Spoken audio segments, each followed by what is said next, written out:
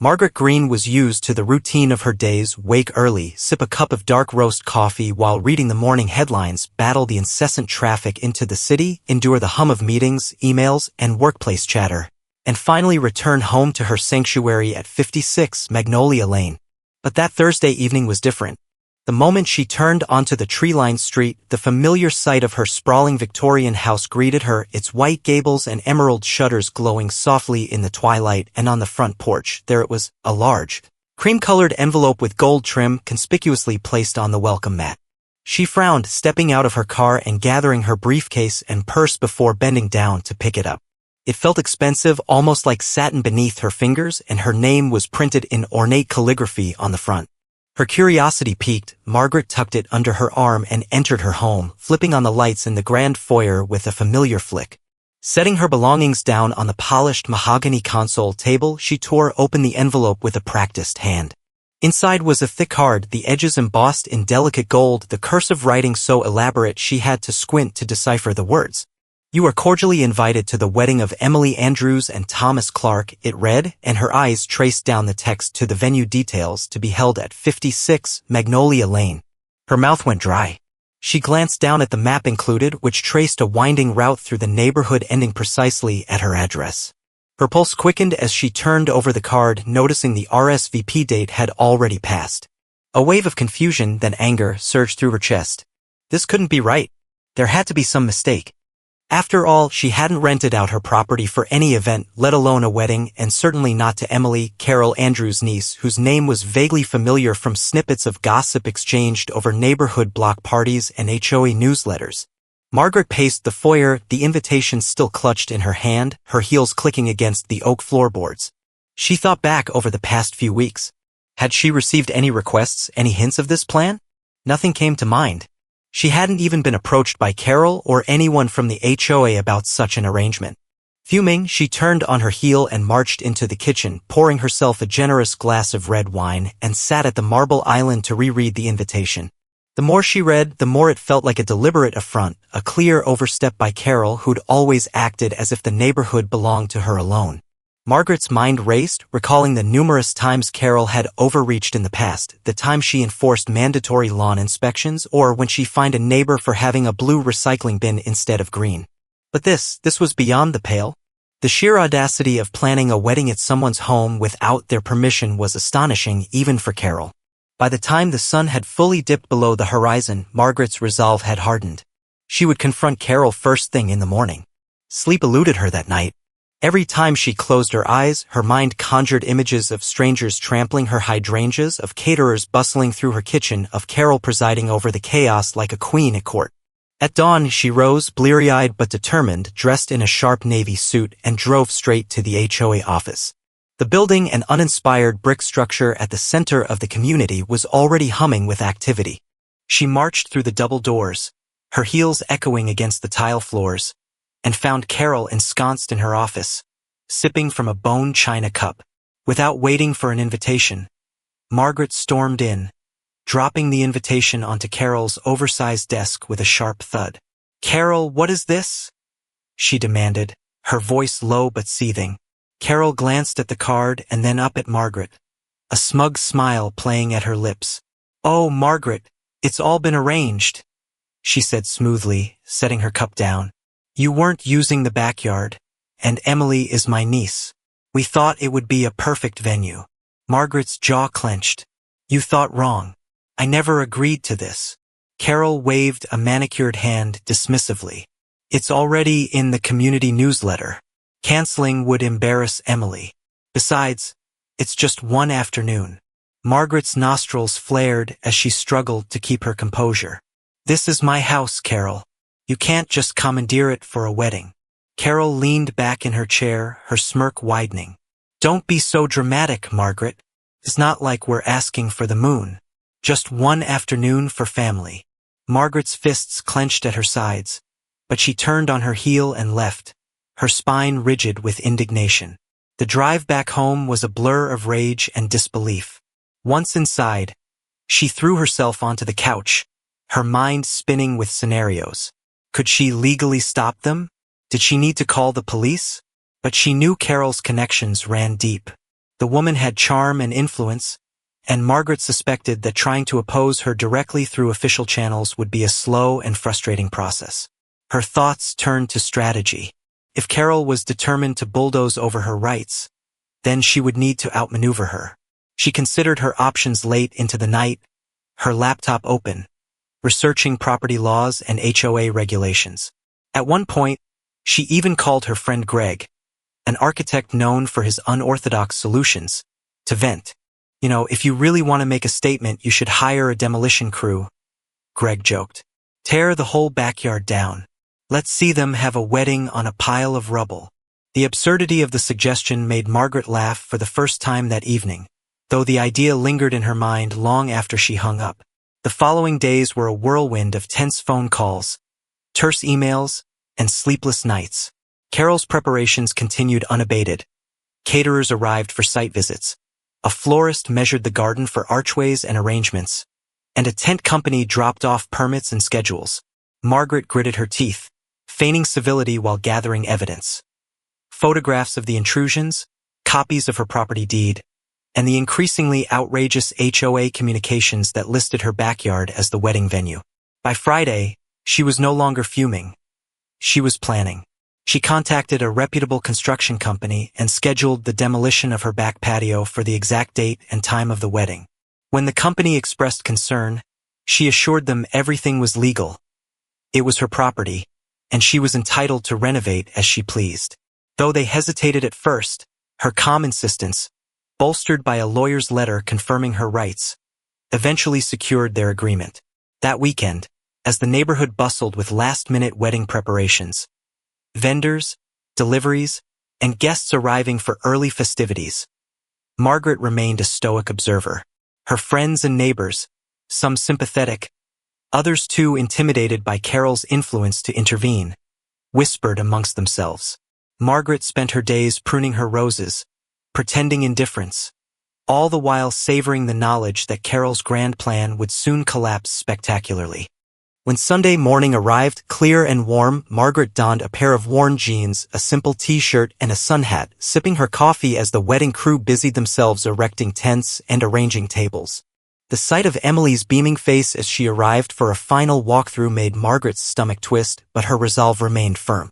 At precisely 10 o'clock, the rumble of engines sounded from down the street. The demolition crew had arrived, right on schedule. The morning light streamed softly through the slats of Margaret Green's blinds, casting narrow bands of gold and shadow across her bedroom. She lay awake, staring at the ceiling, her mind racing with plans and contingencies, the echoes of Carol Andrews' smug voice still ringing in her ears from the confrontation the day before. Finally, with a groan of frustration, she swung her legs over the side of the bed and rose, stretching stiff limbs before pulling on a light sweater and making her way to the kitchen. The rich, bitter scent of brewing coffee filled the air as she absent-mindedly scrolled through her emails on her tablet, her finger hovering over the compose button as her thoughts coalesced into a decisive plan of action. By the time the coffee finished, Margaret was already drafting an email to her lawyer, William Trent, a seasoned professional who had helped her navigate a property dispute years prior. Within minutes, she had outlined the situation, complete with photographs of the wedding preparations encroaching on her backyard, scans of the invitation she had received, and a precise timeline of events. She hit send and, with a deep breath, sipped her coffee while staring out at the morning sun illuminating the garden she'd tended for years, now littered with floral arrangements and catering equipment she hadn't authorized. By mid-morning, William called her back, his calm voice tinged with irritation. "Margaret, I've reviewed everything you sent," he said. "This is a clear violation of your property rights. The HOA cannot commandeer your land for a private event, regardless of their influence." Margaret exhaled, the knot in her stomach loosening slightly. "So I can stop them?" she asked. "Legally, yes," William replied. "But given Carol's connections and her track record of bending rules to her favor, it may take time to get an injunction. If they push ahead with the wedding in the meantime, you might not be able to stop them through legal channels alone. But you have options." The words "you have options" hung in the air like a siren call, and Margaret felt a new resolve building within her. After thanking William, she hung up and immediately began to sketch a plan. Her pulse quickened with each detail she envisioned, a subtle but steady beat that kept her moving forward. The first phase of her plan involved communication, widening the circle of awareness beyond her immediate frustration.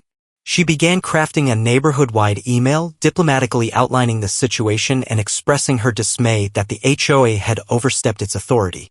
The tone was carefully measured but firm, inviting neighbors to consider how they might feel if their own homes were similarly commandeered.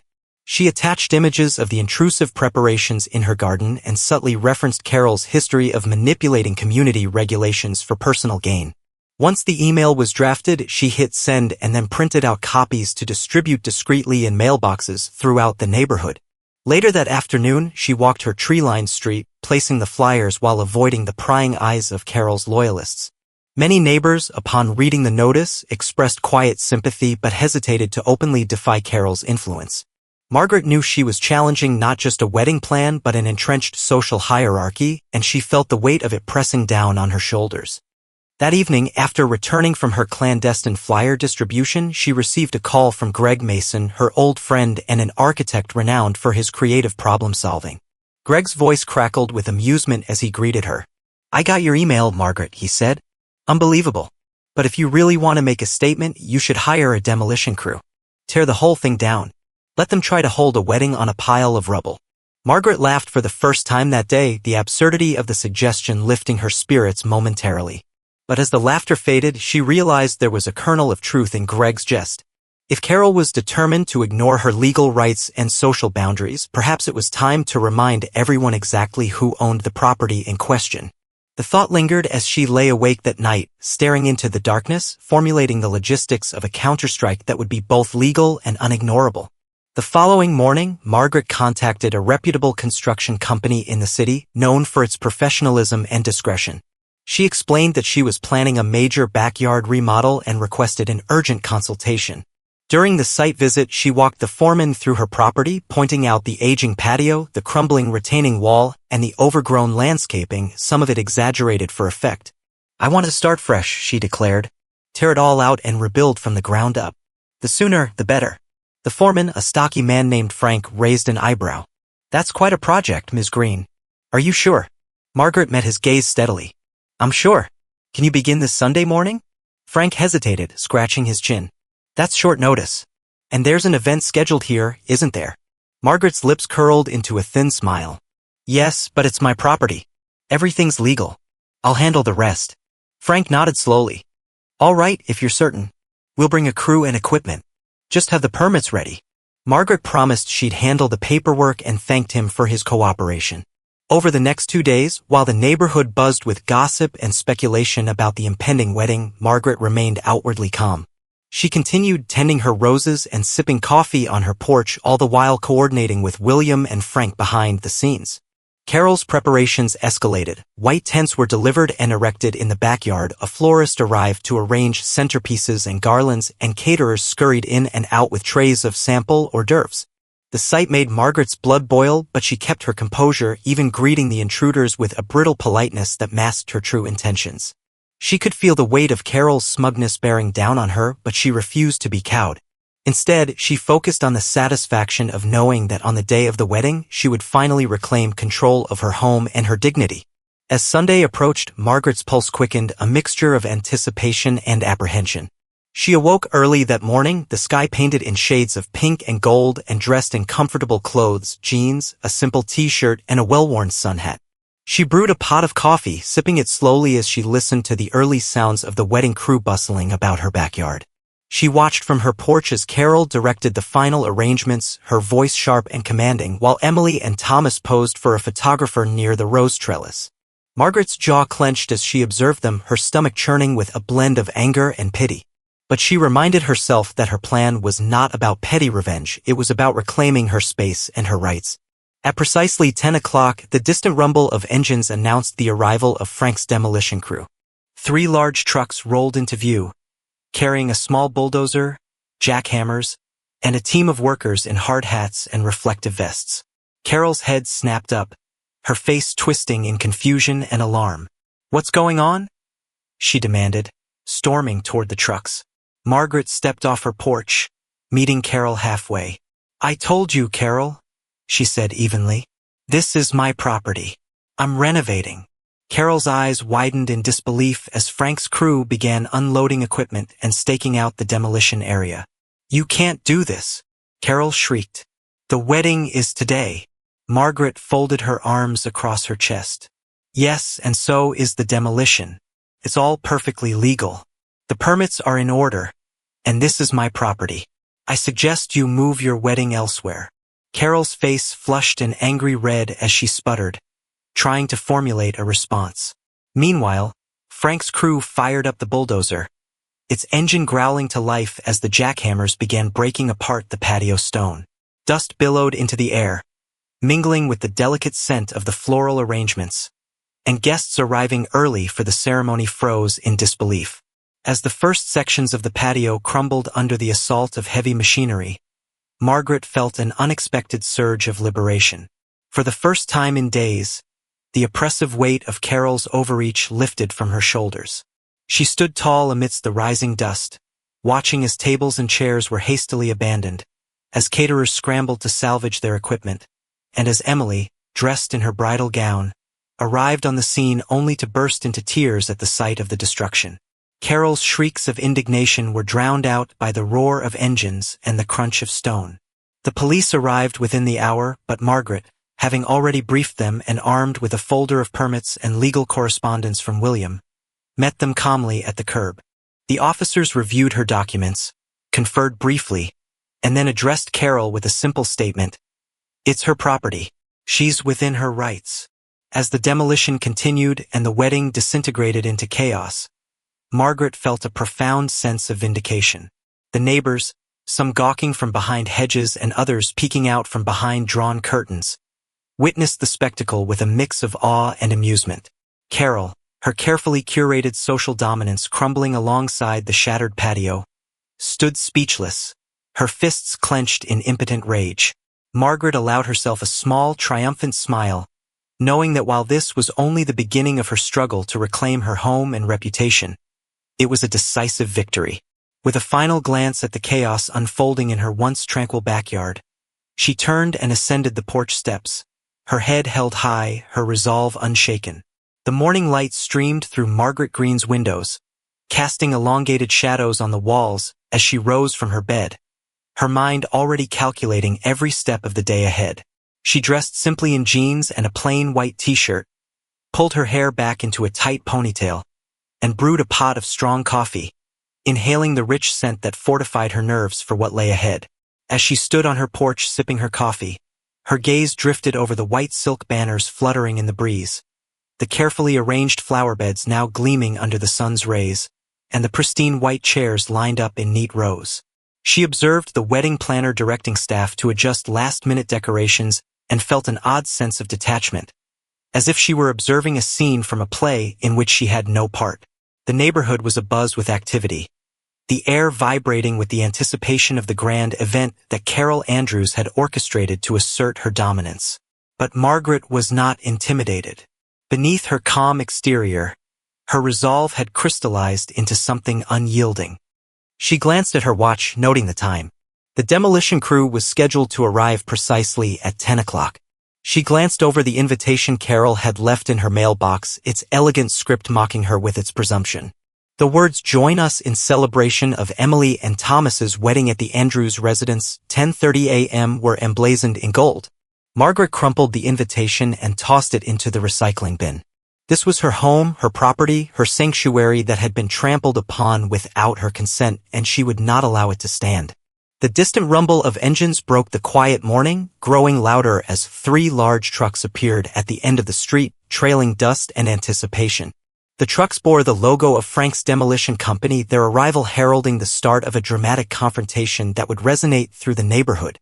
The wedding planner, a slender woman in a tailored black suit, noticed the approaching trucks and froze, her clipboard clutched tightly to her chest. Her lips parted in disbelief as the first truck turned onto Margaret's driveway, followed by a second and third, the heavy equipment they carried gleaming under the sun. Carol appeared from the side yard, her face contorted with fury and disbelief. She hurried toward Margaret, her heels clicking furiously against the stone pathway. "What is the meaning of this?" she shrieked, her voice rising above the morning chorus of birds and distant lawnmowers. Margaret set her coffee mug down deliberately, standing up to meet Carol's advance. "I told you, Carol," she said in a voice that was calm and unwavering. "This is my property. I'm renovating. Carol's eyes widened in disbelief, her cheeks flushing an angry red. "You can't. The wedding is today," she cried, her voice cracking under the weight of her frustration. Margaret's lips twitched into a faint smile as Frank and his crew began unloading the equipment. "I'm sorry for any inconvenience," Margaret said with mock politeness, stepping aside to allow the workers to proceed. "But I have every right to make changes to my property. I've filed the necessary permits and consulted with the proper authorities." Carol's breath hitched, her composure slipping further as the demolition crew fired up the engines of the bulldozers and jackhammers, the ground trembling beneath their feet. The once tranquil yard erupted into chaos as the machines roared to life, the jackhammers shattering the stone patio into jagged shards, dust billowing into the air like smoke from a battlefield. Wedding decorations were crushed under the relentless advance of machinery, flower beds torn apart, and silk banners shredded to ribbons. Caterers and decorators scrambled to salvage what they could, their faces pale with shock and dismay. Guests arriving early for the ceremony stopped in their tracks, their expressions oscillating between astonishment and disapproval as they took in the unfolding spectacle. Murmurs rippled through the crowd as the realization dawned that the wedding venue was being demolished before their eyes. Carol's daughter, Emily, arrived in a white limousine, her face radiant with anticipation, only to have her joy evaporate the moment she stepped out and saw the scene before her. Her hands flew to her mouth, stifling a sob as she took in the shattered chairs, the crushed flower arrangements, and the rising dust that blurred the outlines of her once-dream wedding venue. Her fiancé, Thomas, followed, his expression a mix of confusion and helplessness as he tried to comfort her. Margaret observed them from the porch, a pang of sympathy flickering through her resolve, but she steeled herself against it. This was the consequence of Carol's arrogance and disregard for others. Carol, now incandescent with rage, stormed toward the lead foreman, Frank, her voice rising to a fever pitch. "Stop this right now," she screamed. "You're ruining everything." Frank, unfazed by her theatrics, glanced at Margaret for confirmation. Margaret nodded curtly. "Proceed," she said. Frank shrugged. "Sorry, ma'am," he said to Carol. "We have our permits and our instructions. We're not stopping." Carol turned back to Margaret, her voice trembling with barely suppressed fury. "I'll call the police," she threatened. Margaret's expression remained impassive. "Go ahead," she replied coolly. "They're already aware of the situation. I filed everything in accordance with the law. They'll tell you the same thing I'm telling you now. This is my property, and I can do with it as I please." Her words struck Carol like a slap, and for a moment, the other woman stood there, speechless and trembling. True to Margaret's prediction, the police arrived within the hour, their squad car pulling up to the curb as the demolition continued unabated. The officer stepped out, surveyed the scene, and approached Margaret, who met them calmly with a folder containing her permits and legal documentation. One officer, a tall man with a steady gaze, leafed through the paperwork, nodding as he read. He turned to Carol, who was still sputtering with outrage. "It's her property," he said simply. "She's well within her rights to renovate it. Even today." Carol's face crumpled, her carefully curated poise collapsing under the weight of humiliation and frustration. Her guests, now gathered in small, uneasy clusters, whispered amongst themselves, casting sidelong glances at the scene of destruction that had once been a picture-perfect wedding setting. The demolition continued, relentless and methodical, until the patio lay in ruins, the flower beds were reduced to churned earth, and the white chairs were toppled and broken. The once pristine lawn was now a construction zone, marked by caution tape and piles of debris. Carol's voice grew hoarse from yelling, her fury impotent against the legal wall Margaret had constructed around herself. Emily, her wedding dreams shattered, sobbed into Thomas's shoulder as he led her away from the chaos.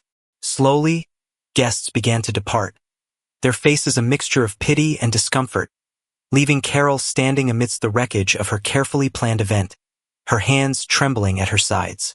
As the dust settled and the last of the guests and workers departed, Margaret stood on her porch, surveying the scene.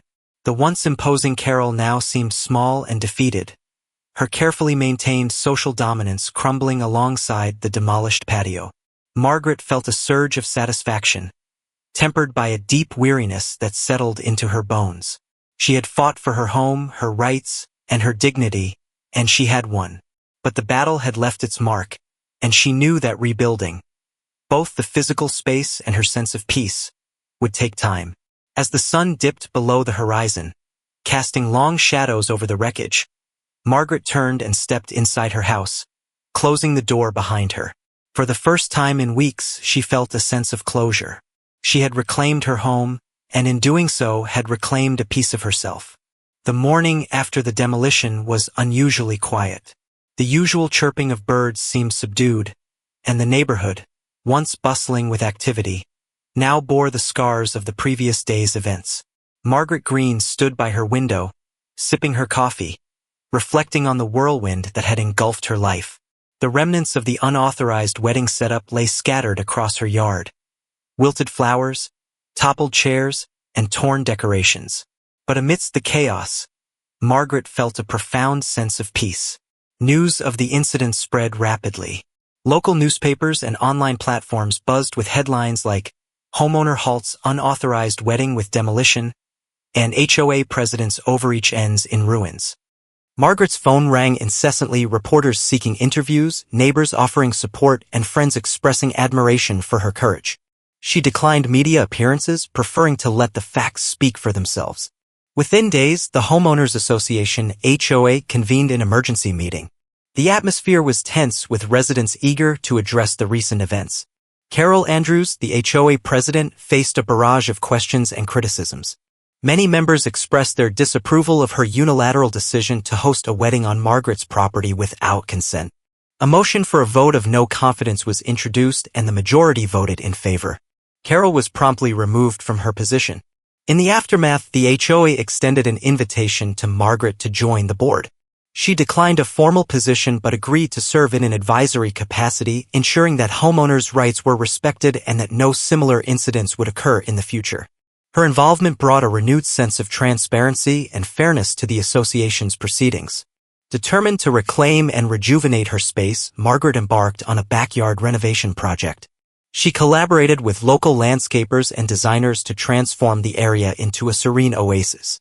The new design featured a spacious patio, lush gardens, and a tall privacy fence. At the entrance of the garden, she installed a small plaque that read, "My house, my rules." It served as a reminder of her resilience and the importance of standing up for one's rights. Over time, the neighborhood began to heal. Residents became more engaged in HOA meetings, ensuring that decisions were made collectively and transparently. Margaret's stand inspired others to voice their concerns and advocate for their rights. The community grew stronger, united by the lessons learned from the incident. Margaret, once a private individual, became a symbol of empowerment and determination. Her story was shared in community newsletters and local forums, encouraging others to stand up against injustices. While she never sought the spotlight, Margaret embraced her role as a catalyst for positive change. As seasons changed and the garden flourished, Margaret often found solace in her backyard, reflecting on the journey she had undertaken. The challenges she faced had tested her limits, but they also revealed her strength and resilience. In reclaiming her space, she had not only restored her home but had also fortified her spirit.